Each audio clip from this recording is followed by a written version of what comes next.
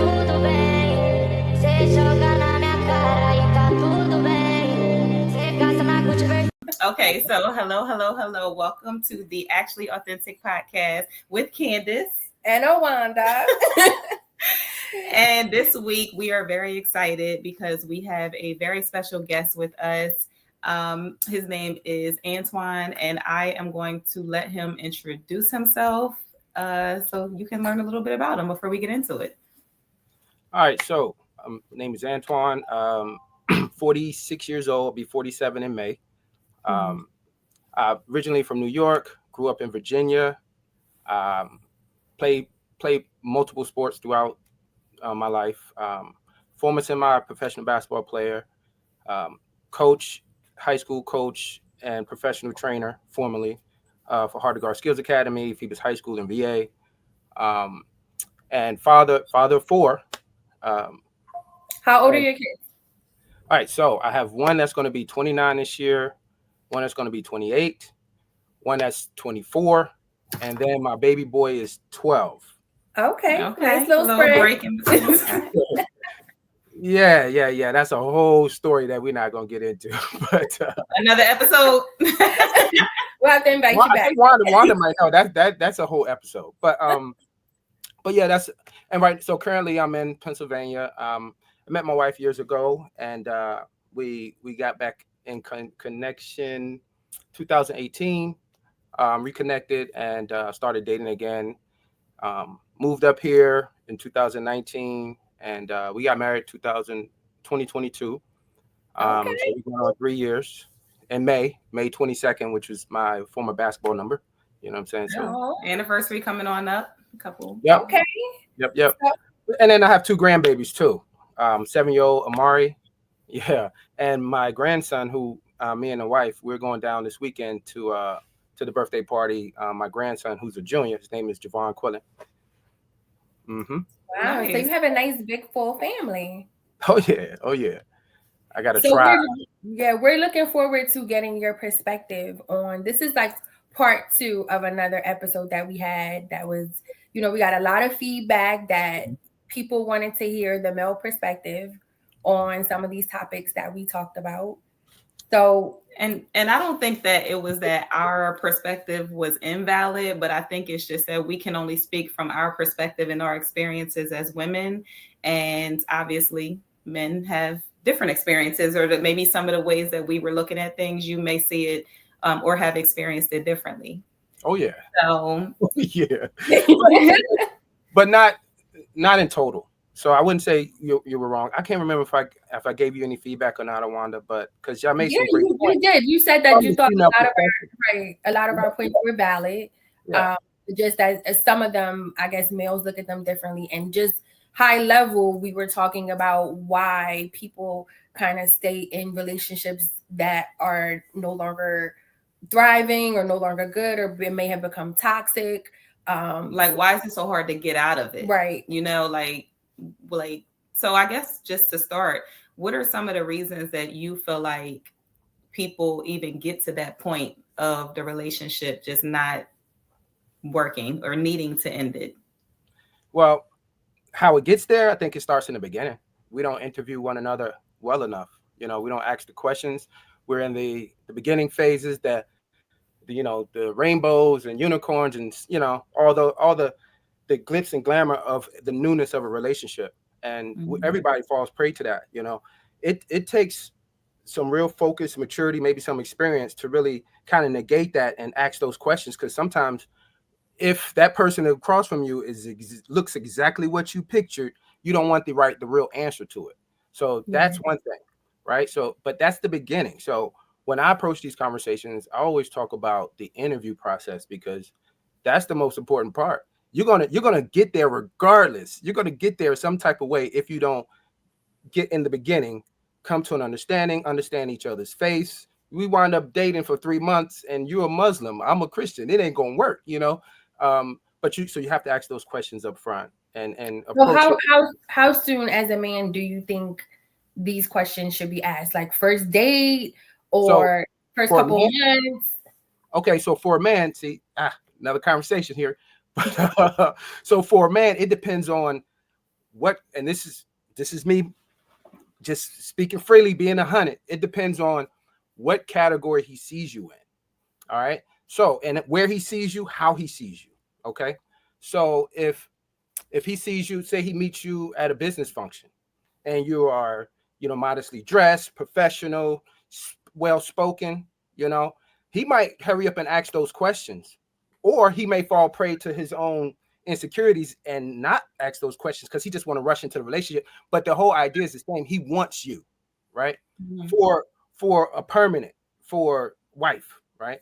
But if that guy doesn't see you like that, but he still approaches you, and let's say he catches you at the mall or the beach. Now, what are you wearing at the mall or the beach?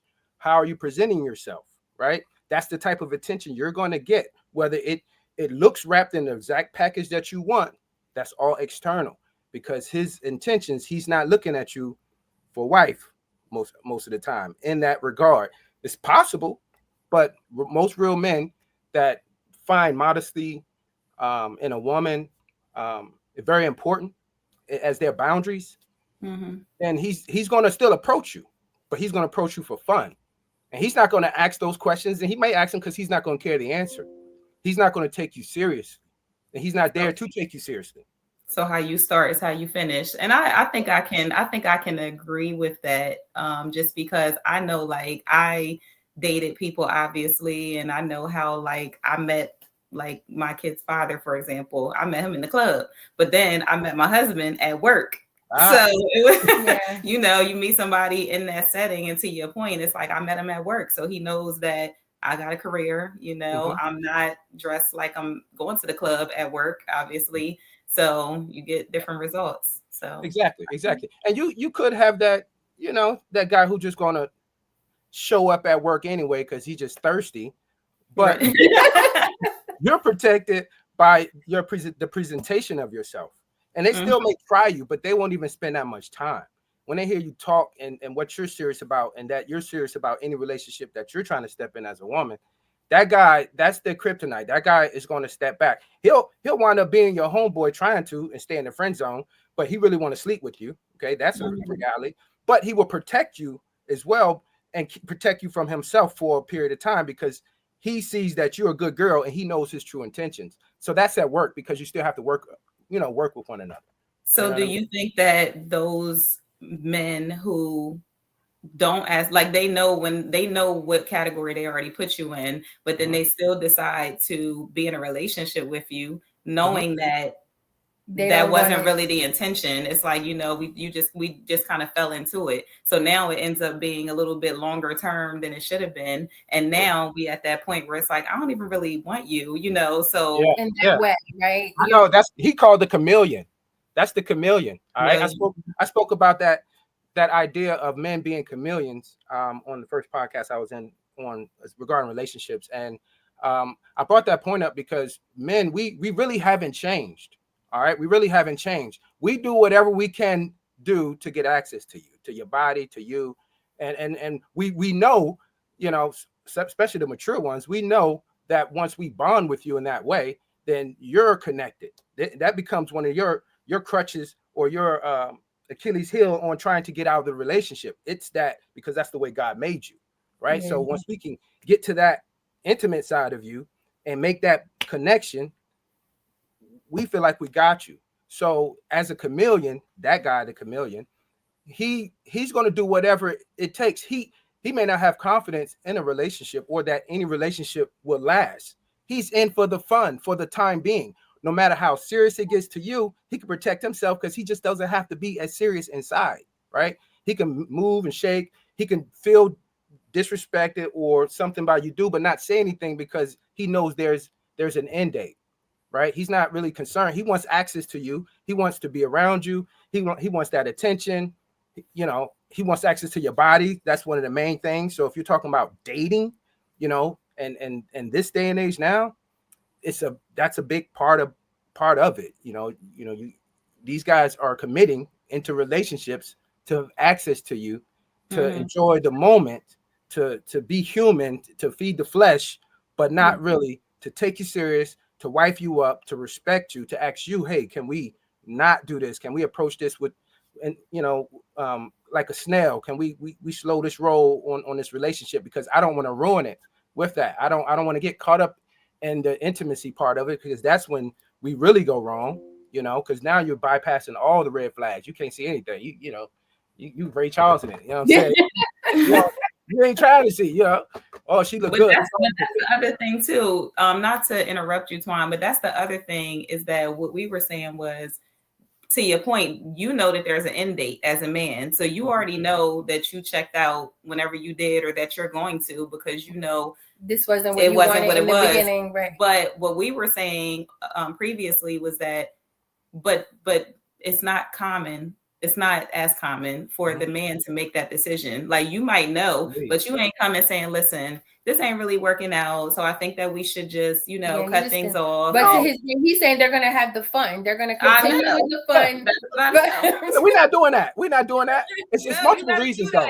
Candice, that's a great point, though. That's a great point, Candice. But, there's multiple reasons, but we're not doing that. For one thing, we know that we might have to start over. If we don't have a bench, a roster, and not every man can. I mean, women, y'all, for some reason, y'all think that every man can cheat and all that. No, every man can't cheat. Some men live through other people's cheating experiences in those circles that we be standing there when we talk about how, when she walked by, how that was or whatever. You know what I'm saying? But those guys can't do it. They don't have the status. They don't have the looks. They don't have the speak. They don't know how to deal with the woman, and especially nowadays, because guys don't really talk to women out there.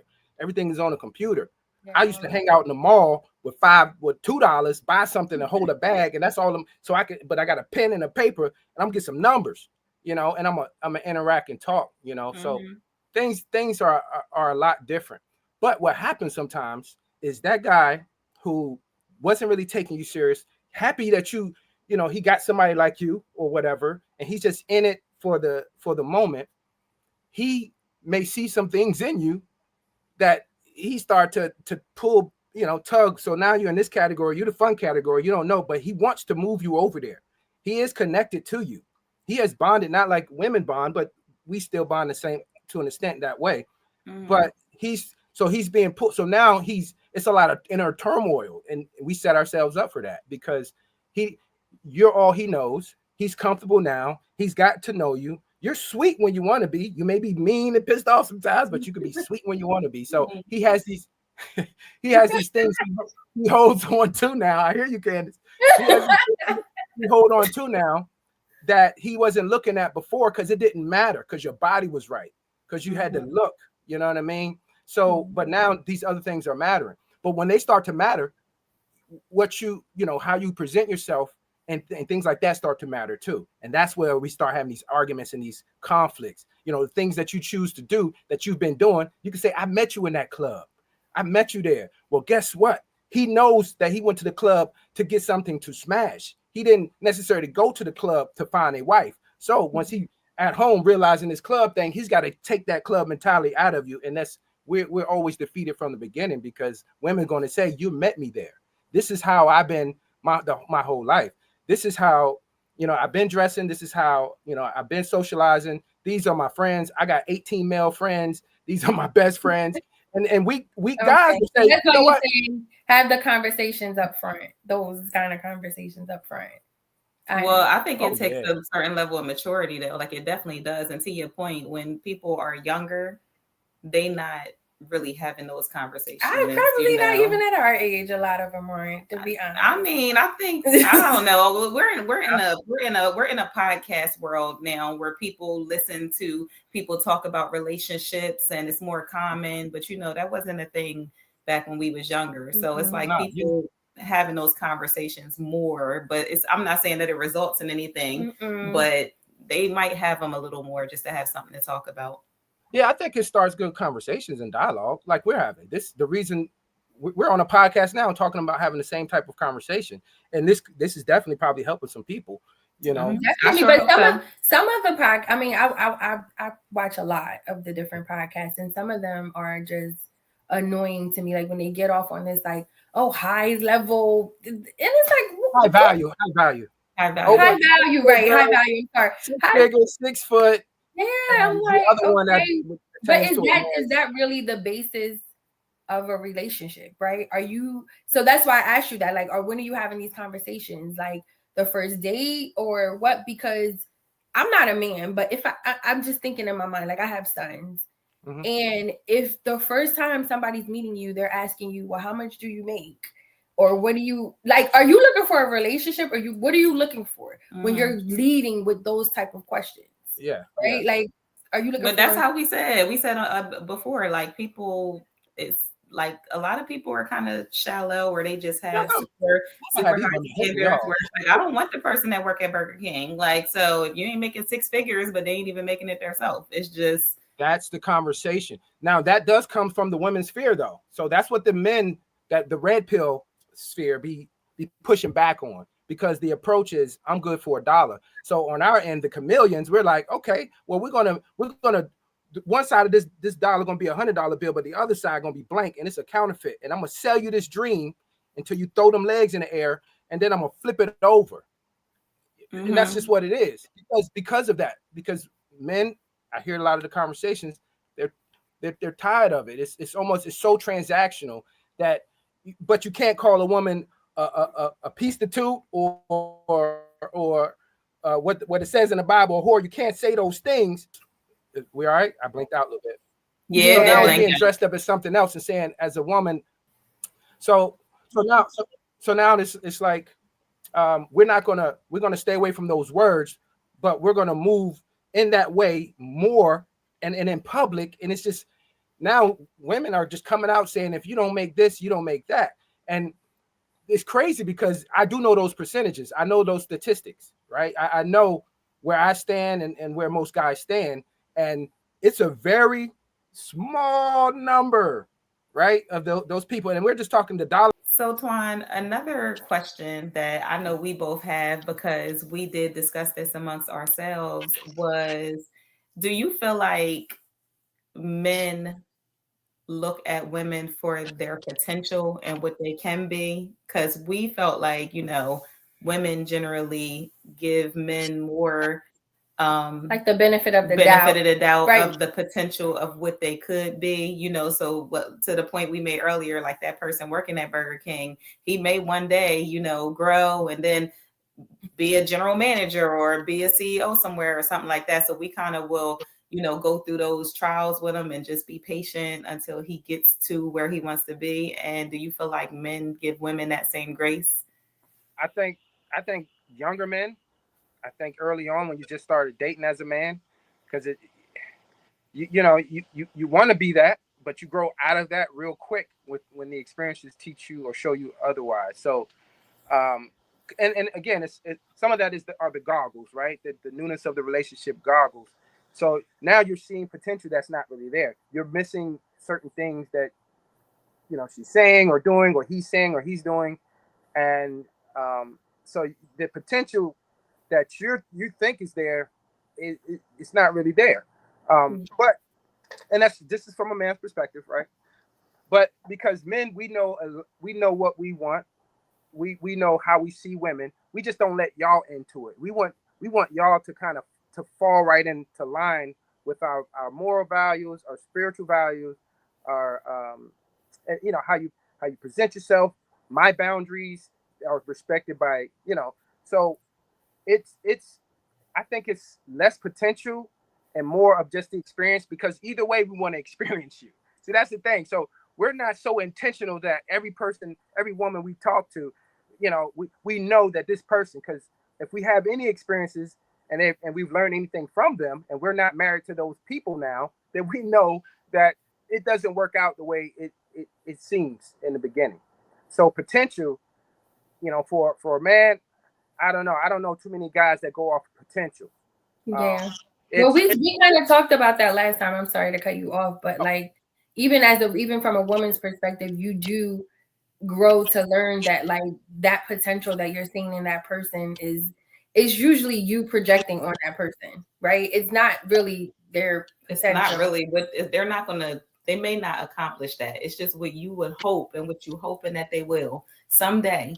And I do think, like, to our original question, that's why some people find it hard to, like, in relationships, because like I said, whatever reason you want to tell yourself that you holding on and that you see value in this relationship, you'll do it no matter how terrible it is, no matter how much you just know that this person is just not the one. And I felt like for women, a lot of times it's like the potential. And I feel like based on even what you just said, that's not the same. It's not the same for men. Yeah. I something years ago I saw, and they said that like men go into a relationship praying that the woman stays the same. And men go into relationship, women go in praying that the man changes. Like it's the complete opposite. Yeah. It is definitely the opposite. Definitely the opposite. When a young man enters a relationship, he's not necessarily thinking about marriage. Now there are, the small percentage of those who, it's what they saw, it's what they know, strict discipline. These are diamonds and roughs. Most guys are just out there and trying to experience the world, trying to experience relationships, and potential is not a thing that a guy kind of just goes by, and while you're in the relationship, you're not holding on. You hold on for different reasons, but it's not because you think that woman is going to change. You pray that she will. You pray to God, Lord, please, that for me. But you don't try to change. A man does. It's too stressful. I'm sorry. It's too stressful. So a man, we just don't. I don't know any guys that's sticking around for potential. So as someone older and mature, is the reason they like say someone that you have children with is a reason for a man, from a man's perspective, is that a reason to stay in something that's toxic because you don't want anybody else around your kids or your woman? That is real talk. What you just said right there, Wanda. That is that is one real reason that any woman can say and touch on that is valid. Yes, because as a man, regardless of women say he don't feed them, he don't cook, he always want to go out. We love our babies. I don't care how. And black males, we are, as far as the statistics says, we are more involved in the races as parents. So just speaking from my own, I'm a father of 4, and how I felt about my kids, and I had a 19-year marriage before this one, with my first wife. So there was an experience of that when we separated, and another person being around my kids and things like that. And yeah, that's tough to deal with. So yes, the weaker person, or the more the guy who sees the relationship as more beneficial than it is a detriment. And most of the time we can see that as men because we're not as emotional. So I'm not walking around sad and crying. I know these are tangibles, things I can touch, feel, and repair, versus feeling like, oh, the world is over and I'm just and he's horrible. We just don't do that. We know it's things that we can do. Sometimes it's things that we can say. And a lot of times we make intentional decisions either to do or not to do, depending on how we value that woman, or the energy we have for the relationship, depending on how much we value a woman. So there's a lot of factors that go into why we stay, but definitely kids are one reason. They're not. I wouldn't say they're the main reason why we should. I would just say I know that is a thing. That was the reason why my first marriage lasted as long as it did. And but can I ask you a question if you don't mind sharing? So that was one of the reasons why your previous marriage lasted as long as it did. But do you feel like, was there happiness though going on, or was it like tense in the household? And because we were talking about too, like how the kids sense that too. Like you might be there for the kids because you like, all right, I just want to make sure that they get raised in a 2-parent household, that, I'm here and no other man or woman or whatever is raising my kids. But, I definitely feel like kids kind of know, especially when they get to a certain age, they feel that tension and they feel like it's not no real, like whole bunch of love going on here, So I don't know. Like I said, I never stayed with anybody for the kids. That was never my reason. So I wouldn't say, I don't think no man states like that's the only reason. I don't know that to be true. All right. I had my own reasons, and the main one was my children. And not because I don't want another man around them, because they're my babies. And they're your babies, but you don't love my babies more than I do. I don't care if you birth them, spit them out. I don't care. Like, I'm that dad. So we're gonna fight over, you know, this situation. So that's, if you're a real dad and you're loving to your kids. I was a horrible husband my first marriage, but I was a great dad. I feel, and my kids gave me that respect, and you know, so I may have been more attached to the idea of being with my kids in the same house, but there was other things that was a part of that. Basically, I wanted my kids with me, not just my kids. I wanted them with me, just like they're going to be with you. So again, we can't separate for that to be true, right? We have to stay together. So that's one reason. Then it's all right. So we know once I leave and the visitation and all those other things, that's going to stress the kids out and things like that. So you consider that kind of secondary, because first you're a little selfish as a parent because you love your babies. And I know a lot of women don't understand because guys just don't portray that emotional side. But that's why we will die for ours. That's why we will die for most of you. If we're respected and loved by you, we would die for you. That's massive. The Bible says that's the greatest sign of love. We men walk around like that all day long. We just don't get the credit for it because we don't have to go out there and prove it all the time. But we're always willing to do that. You know what I mean? So it's just, so we're just seen as, you know, non-nurturers, things like that. And so the connection of how close we are to our kids and the environment that we want them brought up in.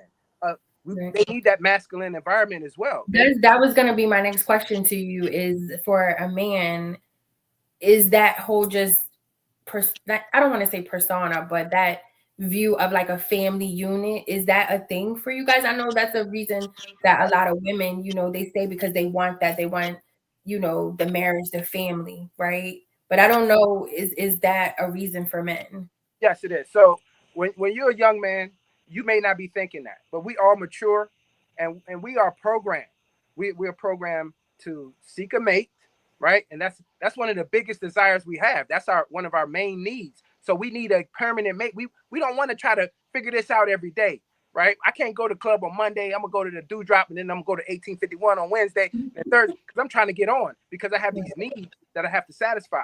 And unless I have a relationship that's a regular relationship, you know, marriage or whatever, then I'm not going to have that. So for a man, that is a big deal. That is why women need to keep their guard up, because we are searching for that. So we don't leave because of that as well, because we have access. And if you're not the most confident person, or if you know, you maybe the marriage may have given you some insecurities about yourself. She may have just been just tearing you down. I don't know. Or he's tearing you down. Who knows? But as a man, you know, when you're dealing with those things as well, it may cause you to slow up on that decision to start over. And then this is a different dating market. It's a different world right now.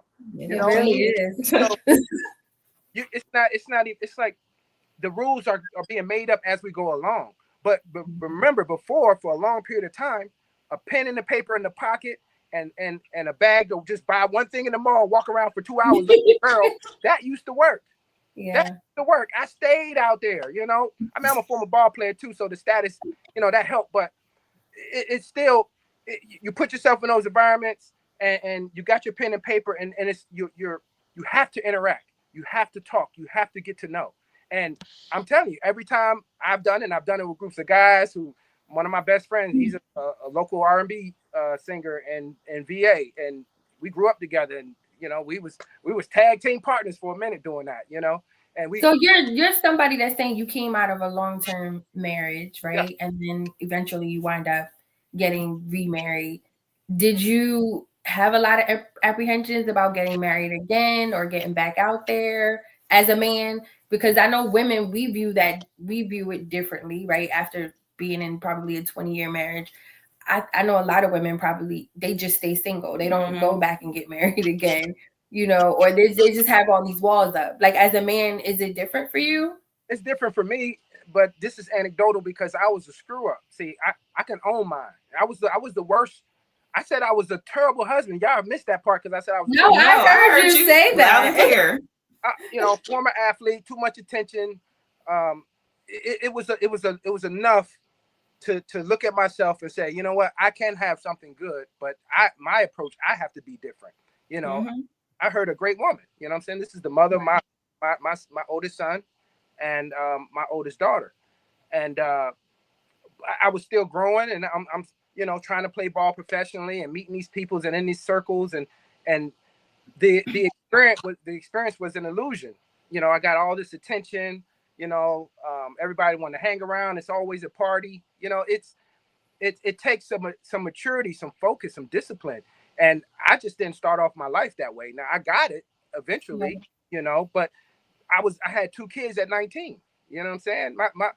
My daughters are 9 months and 2 days apart by 2 different women.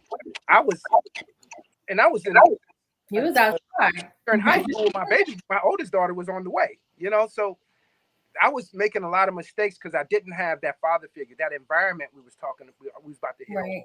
Have that man there to put his foot up my butt and say, hey man, you know, I had a brother, he was a father figure, but you know, he was still younger. He was in the women. So what it sounds like to me, what I hear you saying is that you made a decision to be different this time around. Exactly. Because I had to own all my mistakes. You know, my that's how my son got here, Jordan. You know, Jordan. I have 3 baby moms, 3 children's mothers. You know? Yeah. I like that baby mama stuff. Baby mama, you got 3 baby mama. Oh, for that, yo, I'm too old. But so yeah, and you know, he was a surprise baby. Came, you know, he's a blessing, but he didn't come the best part of my, you know, best time in my life. Definitely the wrong time. And it shook my whole family. You know, it shook my whole family. So that's real talk on how I can look back and own. And then that was just the major. That was the icing on the cake. That was God allowing me to suffer worse consequences because of my consistent actions. You know, because I did have options. I did have a nickname and some status and those things, you know, and it was to my detriment, you know, and it really ruined a good woman, a relationship that could have been great. My kids were affected by it, you know. They were older, you know. They were older except for my son TJ, but he's 24. The oldest is about to be 29, so they're not too far apart. But it was definitely, you know, it was a humbling experience. It's when you tear down something to build up. I was torn down. God had to build me back up the right way, to be right for me, myself, for my family, my kids, and to love another person. You know? And that's the thing too, because I think that, well, thank you for that transparency and, you know, sharing that. But I do think too that it gets to a certain point when you do so much damage and you kind of stay in that for a while longer than you should, that even though you finally got to a point where you corrected your mistakes or you realized what you could do differently and you bettered yourself as a man and as a human being, it is too late for that relationship that you had. Like it was probably too late to even try to repair that. So it's like you have to just move on. Exactly. Because that other person could take but so much, you know. And if I'm the bad guy, yes, I can say, you know what, I'm gonna change. I can see my wrong. Oh man, I can see the tears in her eyes, and I can want to do better. But the effect that I've had on this person for so long, the scraping away, the chipping away at the love for me, at the respect for me, at the adoration of me, just chipping away and taking chunks at different times because of it shattered. Yeah. So, I had that conversation one time with someone, and we were talking about like a break versus a shatter, right? Like a break, you can fix it. A break is something that can be fixed. But when something is shattered, it'll never be the same. Even if you put it back together, it's in a million pieces. Come on with the analogies. Okay. Dropping them tonight. No, but that is correct. Like the shards of glass will always be missing, you know. And I saw that in my first marriage, and I owned it, you know. I tell my kids to this day, you know, they seen the first podcast. I speak to it because I was ashamed of who I was, but I'm none of that anymore. You know what I mean? I despise who I was. You know, I despise the options I had and the circles I stood in and the conversations I had, because now that I'm a man of God, and I want to have a real relationship, a real marriage. I want to hype and include my wife in on what we really talk about, what we really feel. You know what I'm saying? And that's a challenge in itself, because my wife, just like any other woman, y'all been lied to so long. When we try to give y'all the game, y'all call it control. Y'all call it. We had this conversation. We trying to give you the game because we wasn't trying to give you the game. We was just trying to get you. But then we liked you or we loved you. Now we want to give you the game. But then guess what? We met you there, and you reminded us where we met you. So you don't want to hear nothing I got to say about a Proverbs 31 woman wife. You don't want to hear nothing I got to say about a modestly dressed woman. You don't want to hear nothing I got to say because what the attention and dopamine that's running through your body and from all the likes and all the attention, the sexual attention. Yeah, a lot of women just don't understand what type of attention they're getting. So at the same I don't know who those women is you talking about, Well, but I think you talking about a certain. Yeah, we know, but I mean, I'm thinking when you have a spouse, right? Like you want that attention from your spouse. Yeah, you're supposed to. You're supposed to, but come on, let's talk about it. Awanda, who you dressing for? So let's talk about just that attention from your spouse, right? Man, you can't put me in this one because I'm not married. Well, I am married. I'm single. I know, Wanda. Got a long 9-year one though. But, I know for me, I like looking how I look, how I want to look, and it's not. I always say, like, because I tell my husband that I'm like, it's not for anybody out in the streets, but I'm dressed, I'm going out, so people are going to see it. Like, how do you avoid that? You know what I mean? Like, it doesn't. And the thing with me, one thing I realized a long time ago is it doesn't matter. It really, literally doesn't matter what you wear. It matters how you carry yourself. How you carry yourself.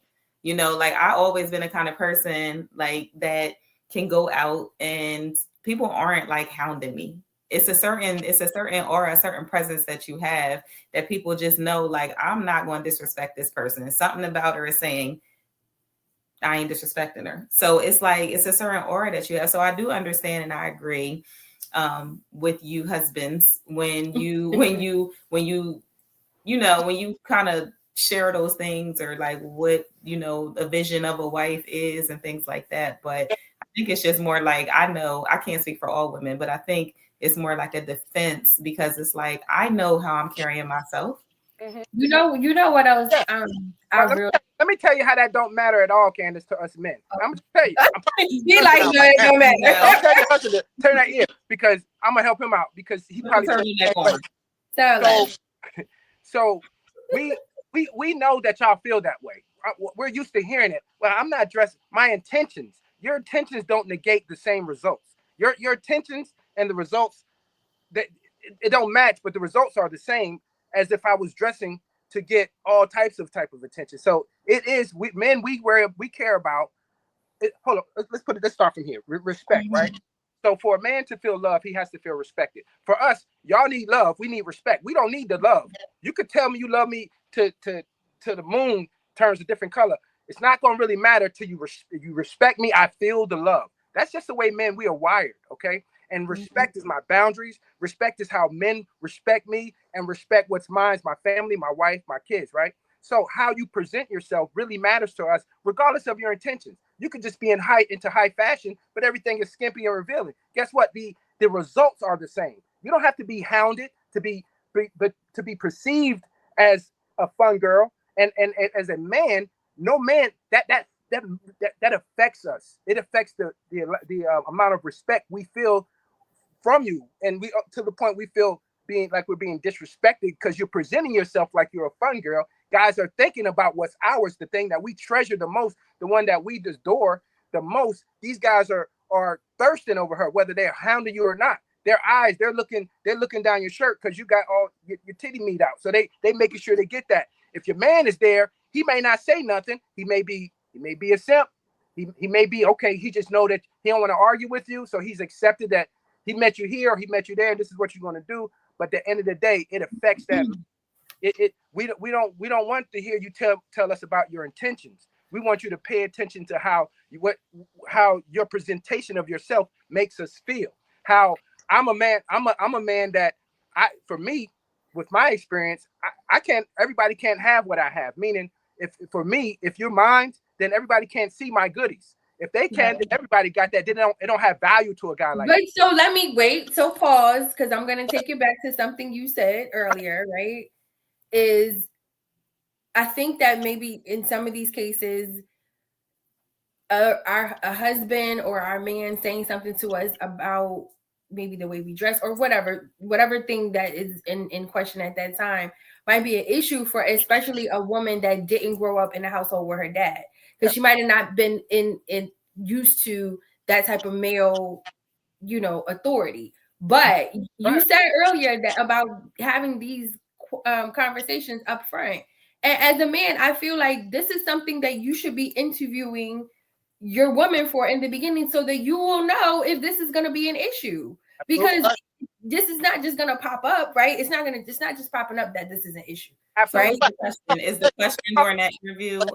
Is the question during that interview more so not necessarily about dressing, but about the, like, are you going to listen to me? Like, are you going to follow my lead? I would say that the question should be just like, what is her relationship with her dad, or how was things growing up? Just like how we kind of look at was their relationship with their mom, because that's probably going to play out some in your relationship. It will. It will. So if we look at our race, I think it's 73 to 77%. The most recent statistic is that Black children are raised by single moms. So that the majority, the norm is what you just mentioned, Awanda. It's terrible, but that's the norm, not having that male figure in there. So what's out there for the most part, as far as Black women and men, is that lack, right? So majority of us aren't moving right because we haven't been taught right. We didn't have that guidance. A lot of us the women didn't have their fathers. Like I told my daughters, they would tell you. I told them, if you see somebody that looks like me, talks like me, moves like me, run.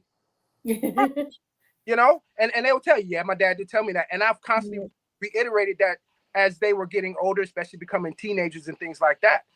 They see how people took to me. They see how I speak when I used to teach like camps and clinics, and talking to people kind of draw to you, and they could see all that type of attention.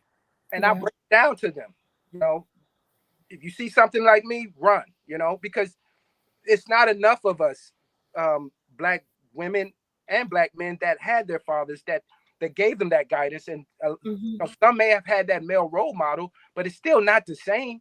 They're not invested like your dad, right? No, I was getting ready to say that. I've learned now that I'm in my 40s that there's no replacement for a dad, for a woman. Well, there's no replacement for the dad, and also during the time period that you needed it the most. Yes. It's a time period that you need it the most. Because you need to know what to look for. You need to know what it feels like when you're being treated correct. Like, you need to know those things. That's not just something that as a young woman you just wake up and No, you need somebody to basically train you in that way, to know, like, no, this is all this stuff that you're saying to us. Like, no, this is game, or this is just saying this for this reason, or this type of person, that's not the type of person that you necessarily want to be pairing with, or just those things to look out for. So again, I'm saying, I think that maybe when you're saying us when we get older, if we have a problem with our husband like checking us or saying like, I don't like that, or what you're wearing is disrespectful, or what you're doing, it's like you're not used to the authority. You're not used to that type of authority, right? You're not used to that type of authority. It's like, it's abrasive, or it's controlling. It feels controlling. Okay. And insecure, control and insecure goes together. Don't leave that out, one. Go ahead. Are you serious? From a ball player, like, are you crazy? Yeah, it's but it becomes. I don't think so. I don't agree. Insecure and controlling go together. I'm just saying it goes together in those conversations. I mean, in women. He's saying that the woman's gonna say you're being insecure. That's why you're trying to control me. Okay, I thought you were saying that we insecure and being controlled. I'm like, No, not y'all. But I'm just saying that's the conversation, because once we try to give the game, because you haven't heard the game, and that game changes. Might change how you have to dress. It might change how close you get to other guys. It might change your boundaries on how you keep, because your man is educating you on, this guy wants you. He's your best friend sitting in the cut for his opportunity. And as soon as you let him slide, he will slide. Oh my God! Listen, wait, son. Wait. We like to give actually authentic. We like to give stories, right? If something comes up that spurs like a story or something that you've been through, you got to share it. So what you just said made me think of a story. I'll be having the stories. Go ahead. No, listen, in my last relationship, right, I had a friend, like a male friend. He was like my friend before I got into this relationship. I was in like a 9-10-year relationship.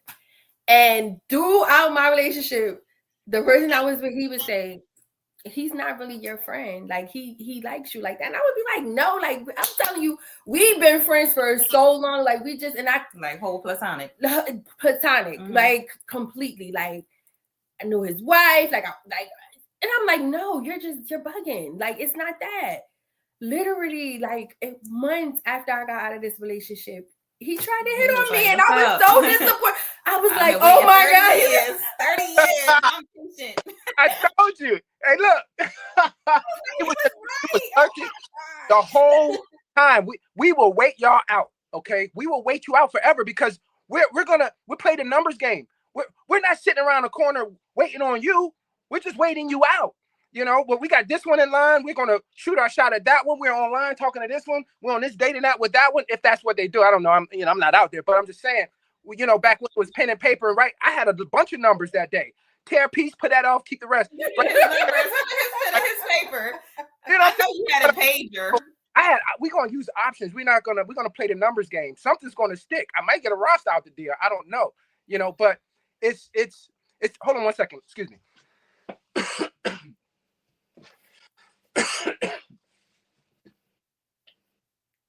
Are we getting good? So did we even get all our questions at once? Yeah, we kind of did, but he was finishing his thought, but yeah, so we'll just wait you out, man, because we're not putting all our eggs in that one basket. That's a stalker. That's an isolated incident that person just waiting on you to fall in love with you, and hopefully you notice him. But he'll be your best friend. He'll take you out to eat and all that.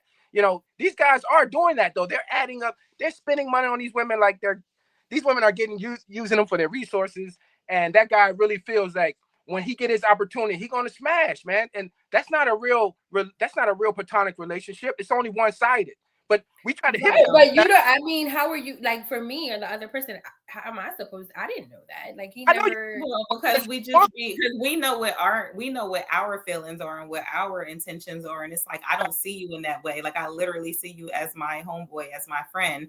I don't see you in a romantic way. I don't, but the whole time, I guess in the back of their mind. And even if that person never led with anything, like when I'm telling you, like when I say to you, like purely platonic conversations, like have even like that's confided in, right? But even confided in me, like with things with like problems with him and his wife. I've given him advice, like never any type of inkling that would make me believe or make me think that he liked me like that. So Candice, you hearing this, right? So and you heard it come from me first, and then she just brought up the idea because that's what we do. Okay, so let's not pretend that's what we do. You're not going to know. All these women out here with these male friends, if they just call them up. I've seen plenty of videos where people done it online now since we got the internet. These men have been challenging their girlfriends and their spouses or whatever to call these guys, and they're making TikToks. They call these guys, and she's like, I broke up with him. I just want to be held or something, and I want to feel you. And the dude's like, yo, I'm coming over. You want this? You want me to sit? Immediately, not I'll even be like, right over. No, we just friends. Friends. The caveat is the boyfriend said this was that way the whole time. This is what you don't know. This is why I'm important. This is why I'm important. You never knew this. He's been around you for all these years, waiting for you to slip up, waiting for your drunkest night or your drunkest moment, waiting. But you adored him. He's your best friend. It's one-sided. Just like so you're just men and women can't be friends. That's what you're telling me. No, they can be friends. They can be friends to an extent, but the best friend, they could be associates, especially if you're in relationships. If you're in a relationship, you need to get rid of your male friends because at the end of the day, they will smash. You need to get rid of them. No man. So is it the reverse too? Like you, as the husband, you need to get rid of your female friends too, right? Yeah, but see, most men, we don't have those because we're not dumb. Women, I don't know any dudes that's walking around saying, I got this female friend, I got this. We don't do. My husband got plenty of female friends, a whole lot of them. I don't know too many. I don't know. I mean, at this point, at this stage in the relationship, they're like our friends. They're my friends too. And I even have some male friends that are now our friends too. It's not like these separate females or separate males where it's like, oh, this my friend, oh girl. It's like, no, ain't none of that. Like we do have, like we should, everybody's kind of like family now, but they originated as his friend, as my friend. And it was just kind of like that understanding for us. Cause I also feel that people got to set their own standards for their relationships and their marriage, whatever works for you, but it don't work for everybody. But for us, it does. That scenario, and that's probably the only way it will work if it's shared experiences and shared space. But the time goes, or she goes, or I go to my best friend house because I'm upset with her, and I'm going, but this is my best friend. This is my friend. I'm going to her for support. She's been my friend all this time. We've been cool, but now I'm going to her because my wife. There will be a problem. That's a conflict. Yeah. Oh yeah, of course. Like that can't be the shoulder that you're gonna cry on now. You can but it always has. So that's what I'm saying. So we can't pick and choose. We can't cherry pick. That's why you should just you do away with them relationships or their shared experience in their friend groups, their couple datings and things like that. Because at the end of the day, those situations do happen. That you're gonna have a problem in your relationship. You're gonna have less problems in your friendships, and they will always be there for you. But that's when you're gonna find out how they want to hold you. You know what I'm saying? And then you realize this is how this was there the whole time. So no one's genuine. So no one's just genuinely a friend. Not most men. I would say women can be, but I had women waiting in the sidelines for me. You know what I'm saying? With my girls, like her best friends in school and stuff like that, but didn't matter. So she saw that I was like cheating or I would do something. She was in my ear too. And some other ones. It didn't. I guess people will have their own their own wants and their intentions, and so that probably is what leads. So we are definitely going to wrap it up here soon, but I wanted to just get like your final thought on if somebody is struggling, right? To like they're in a bad relationship or they need to get out. What is your advice from your own personal opinion and perspective to that person? Like, what should that person do? How can they do this? If they're struggling, and a person in general or a man? A man. Okay. All right. So you gotta, if you're in a relationship and you're struggling to get out, you do have to weigh or consider a couple of variables, like your mental health, which affects your physical health. And that the lady you had on the last time on the other side of this conversation, I believe it was, she was a health professional. And and that's definitely a thing. We all feel that, male and female.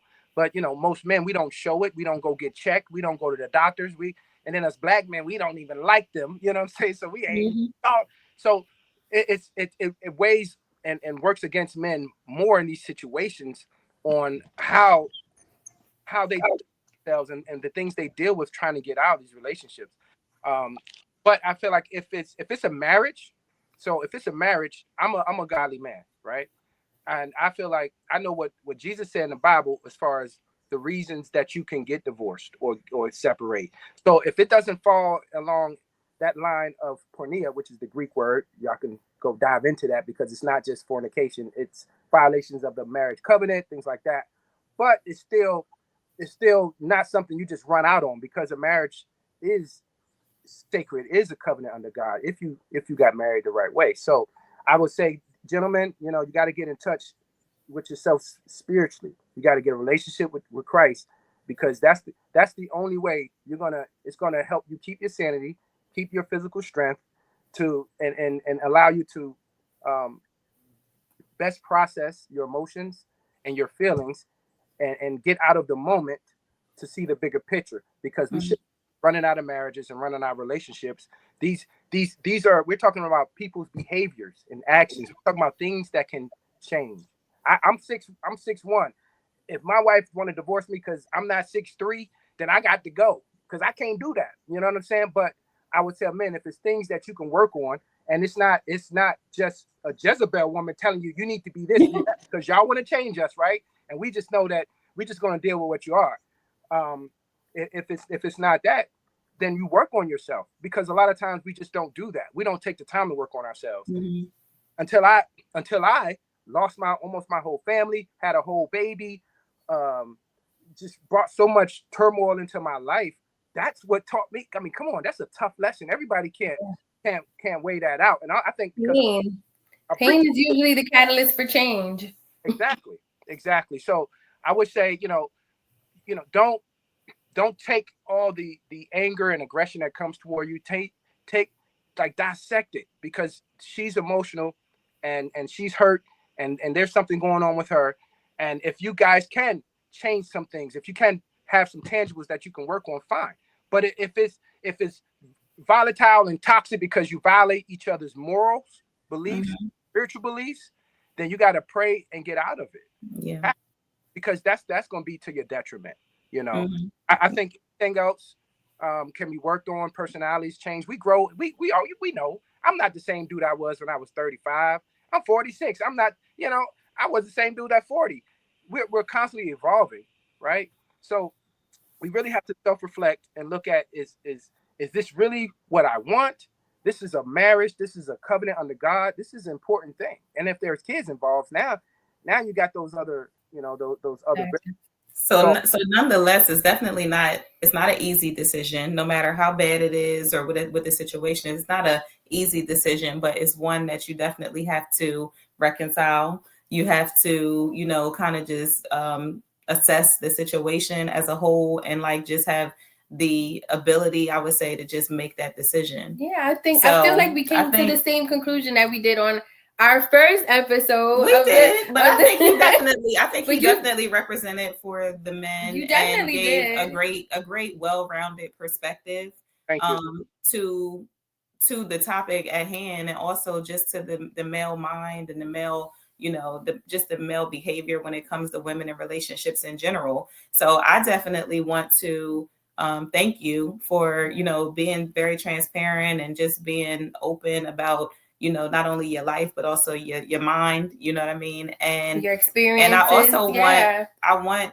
our viewers to really like listen and also just comment and give feedback. If you're a gentleman out there, feel free to, tap into what Antwan said and just, do you agree? Do you not agree? Do you have your own perspective? Because, just like me and Awanda said, it's just us.